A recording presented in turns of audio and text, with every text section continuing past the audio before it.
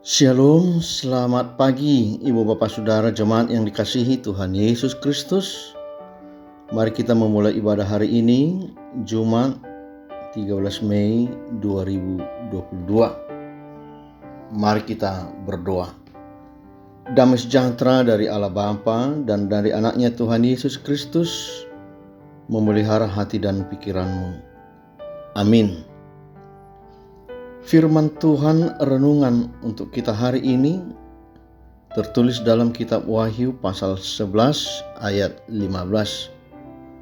Lalu malaikat yang ketujuh meniup sangkakalanya, dan terdengarlah suara-suara nyaring dalam surga, katanya, pemerintahan atas dunia dipegang oleh Tuhan kita dan Dia yang diurapinya, dan Ia akan memerintah sebagai Raja sampai selama-lamanya. Ibu Bapak Saudara, dalam Yesus Kristus, kitab Wahyu dituliskan kepada jemaat Tuhan yang saat itu mengalami penderitaan, penganiayaan dari penguasa Kekaisaran Romawi saat itu. Ada satu titah kaisar yang terkenal pada masa pemerintahan Kaisar Domitianus sekitar tahun 100, mengatakan Dominus et Deus, artinya kaisar adalah dewa. Maka semua orang harus tunduk dan menyembah kaisar sebagai dewa.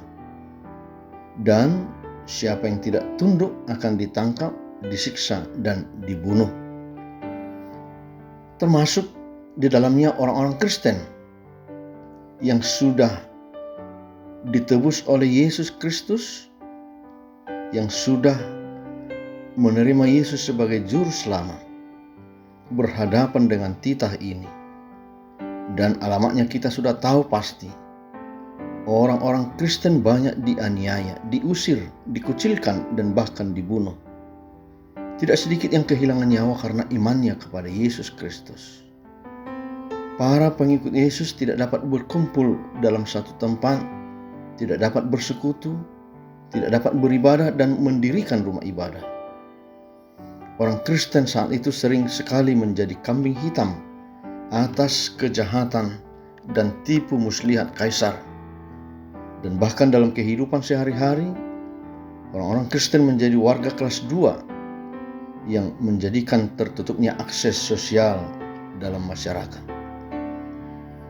Untuk menggambarkan keadaan ini, kitab Wahyu mencatat bahwa akan ditiup sangkakala 1 sampai dengan 7.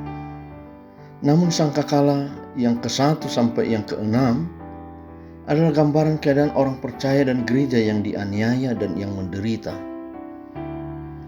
Pembaca kitab suci, kitab Wahyu ini disuguhi dengan berbagai gambaran kejahatan dan penderitaan yang menimpa bumi. Dalam masa ini akan terjadi penghukuman atas alam semesta. Namun sangkakala ke-7 akan ditiup juga, tetapi berbeda dengan sangkakala yang ke-1 dan sampai yang ke-6. Ketika sangkakala ke-7 ditiup, sebagaimana nas firman Tuhan katakan hari ini, para umat Tuhan, orang-orang percaya diarahkan pada sosok pribadi yang maha kuasa, yaitu Yesus Kristus. Pada waktu itu pemerintahan dan kuasa Allah nyata di bumi ini. Dengan takjub akan terdengar suara-suara nyaring di surga yang memuliakan Kristus karena pemerintahan dan kekuasaannya. Suara-suara nyaring dan penuh sukacita dari para kudus dan malaikat di surga. Para tua-tua akan bangkit dari tempat duduknya masing-masing dan tersungkur menyembah Allah. Mereka mengakui dengan penuh syukur Allah akan juru selamat kita yang berkuasa memerintah atas dunia ini. Yohanes penulis kitab Wahyu ini melihat bait suci terbuka dan terlihatlah tabut perjanjian Allah. Kita tahu sebagaimana catatan Alkitab, tabut Allah adalah simbol kehadiran Allah dan juga gambaran kesetiaan Allah pada umatnya. Semua yang terjadi ketika bait Allah dibuka, memperlihatkan bahwa Allah hadir di sana dan Ia berkuasa. Ibu bapak saudara yang terkasih, ajaran dan pemahaman bahwa Yesus Kristus adalah penguasa mutlak di alam semesta ini, sebagaimana firman Tuhan katakan, itu memberikan pengharapan, penghiburan dan kekuatan bagi kita, bagi umat Tuhan, bagi jemaat yang mengalami penderitaan karena imannya kepada Kristus. Yakinkan dalam hatimu bahwa Kristus yang berkuasa mutlak menguatkan kita menjalani hidup kita ini dengan segala pergumulan kita masing-masing, pergumulan tiap-tiap keluarga, pergumulan pekerjaan, ekonomi, kesehatan, pendidikan, anak-anak, semuanya. Yesus sanggup menolong kita, dan itu sudah nyata, terbukti menyelamatkan kita. Termasuk saat ini ketika kita bergumul dan berjuang membangun rumah Tuhan, Gereja HKBP Maranatha Cilegon di kota ini. Firman Tuhan hari ini menjadi jaminan bagi kita.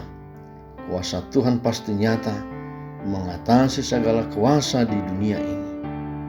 Kita akan menyaksikan kemuliaan Tuhan bersemayam di bait-Nya yang kudus di kota Cilegon. Percayalah. Karenanya, mari ibu bapak saudara sekalian, bunyikanlah juga sangkakala sukacita di hati kita masing-masing. Mari persembahkanlah yang terbaik dalam hidupmu sebagai bukti nyata hormat dan pujian kita kepada Tuhan Yesus. Amin. Mari kita berdoa. Allah Bapa dalam Yesus, terima kasih Tuhan. Firman-Mu memberikan kami kekuatan, penghiburan, jaminan hidup atas setiap pergumulan yang kami hadapi, tiap-tiap orang, jemaat Tuhan, tiap-tiap rumah tangga, dan juga di tengah-tengah kota Cilegon ketika kami akan membangun gereja Tuhan.